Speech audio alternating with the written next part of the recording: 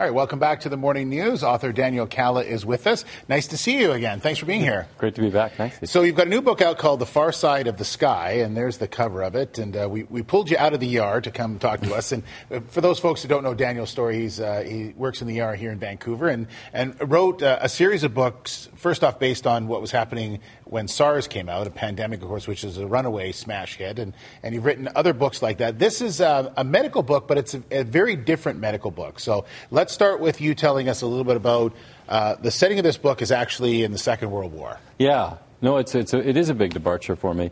It's set in Shanghai, which was, to me, the most amazing city of the 20th century. And a little known, I think it's a bit of a secret what an amazing city it was and all the things it had. I mean, it had the Japanese, the Germans, the Jews, the Chinese. It had everything from gangsters to communists. It was a microcosm, I think, of the world at war. And when I started hearing about this story, I just became obsessed. And I heard about this group of 20,000 German Jews who, right before World War II broke out, were able to escape to the city when they had nowhere else to go. And they literally, they fought some pretty harrowing circumstances, but it really is a great survival story. I mean, the history of it.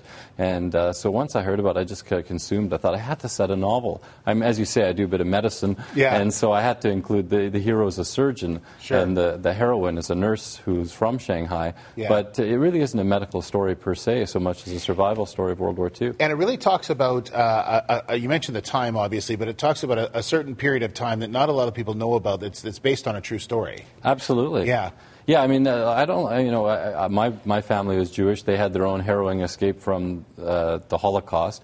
But very few people, even Jews, know about this story of these 20,000 German Jews who survived in Shanghai. And not only did they come to Shanghai, this exotic foreign city, but there was a Jewish community there already. In fact, Shanghai was this amazing city that was partly British, partly French, partly Chinese, and then the Japanese got involved in the mix. So by the time of about 1939, it was so non-Chinese that it had its own Chinatown. And no one was doing passport control. Nobody wanted to be part of that. So it was relatively easy for these people to sort of passively come to this city. Now, when I was reading through it, a lot of things you talked about in the book I wanted to go and check out. And a lot of it is actually, you've really relied on doing a tremendous amount of research on exactly what was happening at the time and who was involved in it. And I think that really shows in the book. Thank you. Yeah, no, absolutely. I didn't just Wikipedia or Google this. We actually went to Shanghai. I mean, where you can see the cover, you can see that's the city. The city was beautiful with this incredible Art Deco and Gothic architecture, and it's all still there, Steve.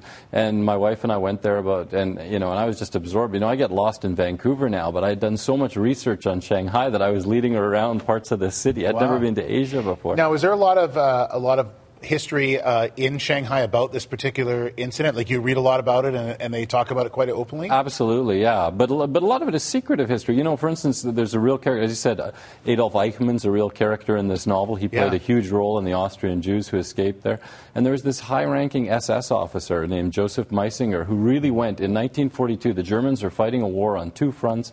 They've started the final solution. They're exterminating all these European Jews. And they went all the way over to Shanghai to try to convince the Japanese to eliminate these 20,000 Jews who got away. I mean, it's this amazing piece of history. And somehow the Japanese, for many reasons, turned them down, but the Jews themselves were involved in saving their community. It's an incredible conflict, I would think, for your lead character, considering he's there as a surgeon working in a place, but there's so many bad things that are going on, and he's got this internal strife in himself and in his devotion to medicine and other things that are going on. It makes for a really unique character and fun. Well, thank you. Yeah, one scene, in fact, there's the surgeon is faced with a German diplomat who's not really a Nazi but works for the Nazi government. And he comes, his wife's dying of a cancer, and this surgeon, my hero, is the only person who can save her in Shanghai. And he's incredibly conflicted because he hates everything this man stands for. But as you say, he's still a doctor, and he's about saving lives. So it's one of the huge conflicts that he faces in the story. Well, it was a great read. I enjoyed it, and it is a departure, and I think it was a good departure because I think it was a great success. So it's called The Far Side of the Sky. It's in bookstores now, and it is a great read. You'll enjoy it for sure. Great. Yeah, good to see you. Thanks very much. Likewise. Thanks so much, Steve. All right, Daniel Kalla, and we'll take a break. We'll come back in just a couple of minutes with more here on the Morning News. Why did I tell you I was going to Shanghai? I want to be with you tonight. Why did I holler I was going to Shanghai? I want to be with you tonight. It was just a little misunderstanding, that a kiss on the cheek